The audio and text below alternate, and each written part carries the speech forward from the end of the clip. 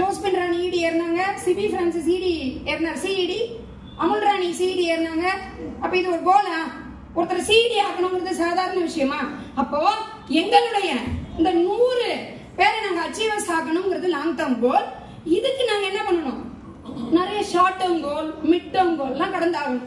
அப்ப உங்களை பொறுத்த அளவுக்கு ஷார்ட் டேர்ம் கோல்னா என்ன, மிட் டேர்ம் கோல்னா என்ன? நாங்களா அப்படி சொல்றேன்னு நினைக்காதீங்க. நம்ம வீட்டுல நம்ம கிட்ட ஏதோ பணம் இருக்கலாம், ஏதோ ஒரு இன்கம் வரலாம், ஒரு பில்டிங்கை கட்டி வாடகைக்கு விட்டுருக்கலாம், நம்ம கணவர் மூலியமா வருமானம் வரலாம், அதெல்லாம் ஒரு இன்கமா? அதை தாண்டி இதெல்லாம் என்கிட்ட இருக்கு. இருந்தாலும் நான் ஒரு டிவி வாங்கி என் வீட்டுல வச்சிருக்கேன். என்னோட இன்கம்ல என்னோட டிவி ரிப்பேர் ஆகி போயிடுச்சு, நான் ஒரு டிவியை வாங்கி வச்சிருக்கேன். அது ஒரு ஷார்ட் டேர்ம் கோல்ல சொல்லலாமா? ஒரு iron box, TV, fridge, washing machine, ஒரு பிள்ளைக்கு யூனிஃபார்மோ இல்ல வந்து ஃபீஸ் கட்டுறதோ, இது ஒரு ஷார்ட் டேர்ம் கோல்ல சொல்லலாமா? அப்போ இல்ல நான் ஒரு 4 குயிக் ஸ்டார்ட் அச்சீவரை உருவாக்குறது ஒரு ஷார்ட் டேர்ம் கோல்ல சொல்லலாமா? சொல்லலாமா? சரி, அப்ப இந்த ஷார்ட் டேர்ம் கோலோ மிட் டேர்ம் கோலோ இதுக்கு நான் எப்படி பாடுபடணும்? Short term goal, short term அப்படிங்கிறது ஒரு 3 மாசத்துல இருந்து 1 வருஷம். இதான் நான் ஷார்ட் டேர்ம் அப்படின்னு சொல்லுவேன் என்னோட டெர்மினாலஜில.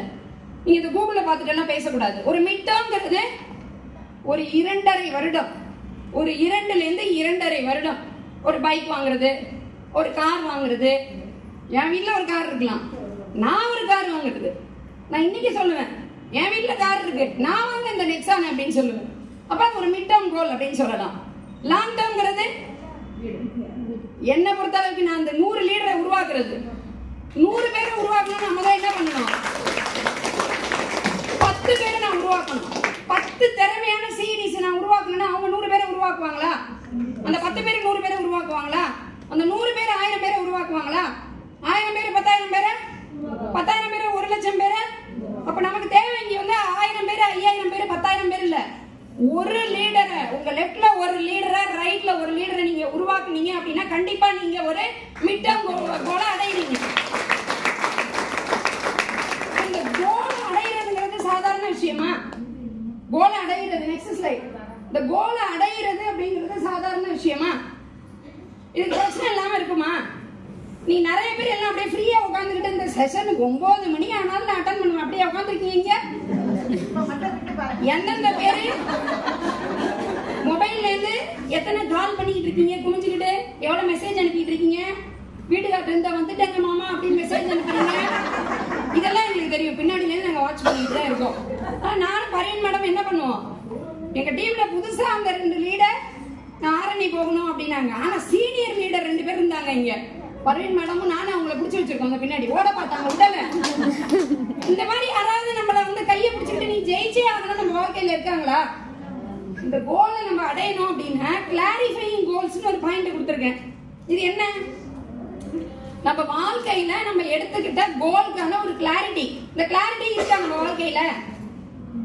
கிளாரிட்டி இருக்கா? நல்ல மனசை தொட்டு சொல்லுங்க. கிளாரிட்டின்னா என்ன?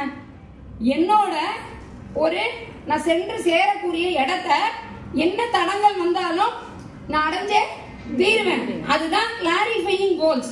அது இருந்தது அப்படின்னா நம்ம நிறைய இம்பார்ட்டன்ஸ் கொடுக்குறோம். நான் சொந்தம் பந்தம், வீட்டுல மாமியார், அத்தை, ஹஸ்பண்ட், பிள்ளைங்க எல்லாம் வேண்டாம்னு சொல்லல. ஆனா இவங்க எல்லாரும் பெருசா நமக்கு வேணும்னா நம்ம ஜெயிக்கணும்ல. பரீன் மேடம் வந்து ஆரம்பத்துல சில கல்யாணத்துக்கு போகல, சில ஃப்ரெண்ட்ஸோட ஃபங்க்ஷனை போய் பார்க்கல. ஆனா இன்னைக்கு போனா எல்லாரும் கொண்டாடுறாங்க. இன்னைக்கு போய் ஒரு தடவைக்கு 10 தடவைக்கு நிக்கிறாங்க. அப்ப எந்த தியாகமும் பண்ணாம நம்ம வின் பண்ண முடியுமா? இந்த கிளாரிஃபையிங் கோல்ஸ் எல்லாருக்கும் இருக்கா? இந்த குட்டி எஸ்டிஆர்னு ஒருத்தர் இங்க உட்கார்ந்து இருக்காரு, சிபி டீம்ல இருந்து. ரொம்ப திறமைசாலி, ரொம்ப தகுதியான பர்சன். ஆனா அந்த கிளாரிஃபையிங் கோல் அவர்கிட்ட இருக்கா? ஏதாவது ஒரு விஷயத்துல போய் என்ன பண்ணுவாரு? சிக்கிக்குவார். நல்ல ஒரு கோல் இருக்கும், செய்யணும்னு நினைப்பாரு, ரீச் ஆகணும்னு நினைப்பாரு.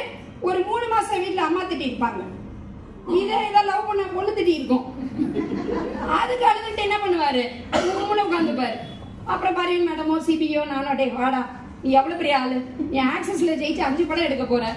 அதுக்கப்புறம் அந்த பொண்ணு 50 பொண்ணு நிக்கல லைன்ல, கவலைப்படாத, இப்ப முதல்ல வாழ்க்கையில ஜெய் அப்படின்னு சொன்னபோது என்ன பண்ணுவாரு? வருவாரு. இப்ப கிளாரிஃபையிங் கோல்ஸ்னா என்ன? எல்லாருக்குமே பிரச்சனை இல்லாமலாம் இருக்காது. இந்த லீடர்ஸ்க்கு எல்லாம் பிரச்சனை இல்லாம இருக்குன்னு நினைக்கிறீங்களா? நான் பின்னாடி உட்காந்துருக்கேன், என் பொண்ணு 5 தடவை ஃபோன் பண்ணி தனியா விட்டு போயிட்டே, லேப்டாப் எங்க, ப்ரொஜெக்டர் எங்க, எனக்கு ஒரு மாதிரி தனியா இருக்கு, பயமா இருக்கு, படம் பாக்குறேன், பேசாம அப்படின்னு சொல்லி போன வச்சுட்டேன். நான் வர வரைக்கும் சத்தம் போடாது. அப்ப பிரச்சனை இல்லாம இருக்கா? எல்லாருக்குமே பிரச்சனை இருக்கு. ஆனா நம்ம ஒரு லீடரே பிரச்சனைன்னு சொல்லிட்டு இருந்தா யார் நம்ம பின்னாடி வருவான்? அப்ப கிளாரிஃபையிங் கோலுக்கு ரொம்ப இம்பார்ட்டன்ட் என்ன? எனக்கு சொந்த விருப்பு வெறுப்பு எல்லாம் இருக்கு, எல்லாத்தையும் ஓரமா கலட்டி வச்சுட்டு என் சொந்த விருப்பு எனக்காக மட்டும் நான் ஒரு 10,000 20,000 1 லட்சம் சம்பாதிக்கணும்னு வந்தா எனக்கு கிளாரிஃபையிங் கோல்ஸ் தேவையில்லை. நான் யாருக்காக வந்திருக்கேன்? இங்க ஒரு 10 பேரை உருவாக்கணும். அந்த 10 பேர் 100 பேரை உருவாக்கணும். 100 பேர் 1000 பேரை உருவாக்கணும். 1000 பேர் 10,000 பேரை உருவாக்கணும். 10,000 பேரை நீங்க உருவாக்க போறீங்க. அப்ப நம்ம எப்படி இருக்கணும்? இன்னைக்கும் காந்தியடிகளை பத்தி அசைப்படுறோமா மனசுல? மகாத்மாவை சொல்றோமா? இன்னைக்கும் சொல்றோமா? இன்னைக்கும் நெப்போலியனை பத்தி பேசுறோமா? இன்னைக்கும் அரசியல்லாம் விட்டுருங்க, ஜெயலலிதா அம்மாவோ கலைஞர் எம்ஜிஆரோ பேசுறோமா? இவங்க எல்லாம் கிளாரிஃபையிங் கோல்ஸோட இருந்தவங்க. வாழ்க்கையில அவங்க ஒன்றும் நம்ம நினைச்சுக்கிட்டு இருப்போம் இவங்கள ஏதோ அரசியல்ல வந்துட்டாங்க, சினிமாவில் வந்துட்டாங்க, அப்படிலாம் கிடையாது. கிளாரிஃபையிங் கோல்ங்கிறது எந்த இடத்துல உங்களுடைய வளர்ச்சியை ஏதாவது ஒரு சக்தி தடுத்து நிறுத்த பாக்குதோ அப்ப உங்க மனசுல கிளாரிஃபையிங் கோல் வரும். நான் எதுக்கு வந்தேன்? எல்லாமே இருக்கும். கல்யாணம் இருக்கும், காட்சி இருக்கும், கூடு ஊத்தணும், பிரச்சனை இருக்கும், லோக்கல்ல ஃபங்க்ஷன் இருக்கும். எல்லாத்தையும் பார்த்துக்கிட்டே இருந்தீங்கன்னா ஆக்சஸ் எப்ப பார்ப்பீங்க? உங்களை நம்பி 10 பேர் இருக்காங்கன்னா 10 பேர் தான் டைரக்டா இருக்காங்க. 10 பேர் குடும்பத்துல 5 பேர் இருந்தா 50 பேர். அந்த 10 பேரை நம்பி 100 பேர் வந்திருக்காங்க. 100 பேர் குடும்பத்துல 50 பேர் இருந்தா 500 பேர். டைரக்டாவோ இன்டைரக்டாவோ ஒரு 1 லட்சம் பேரோட வெற்றிக்கான ஒரு லீடரா இங்க நிக்கிறீங்க.